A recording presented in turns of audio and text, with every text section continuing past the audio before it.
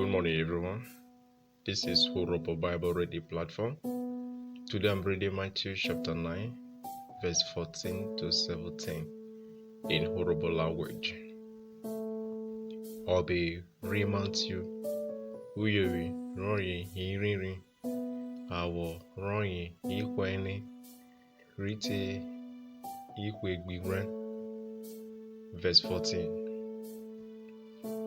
Idibori John Debrori anyị datane Yesoro re awari kugbe oturi farisi wokire uwewe koki ekevovo enwe gbekire uwewe.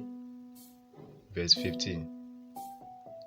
Jesu datake ayene ke ikowa sekire owewe ve oke re ohwana ve anyị da hero eke vovo okeka rada ve ohwana yara kesenye owewe kirikwe anyị.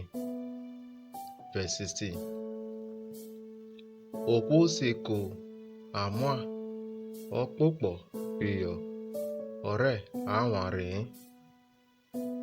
ọkpụkpọ na kosi ore anwari na beri upropro na komiomi iyo.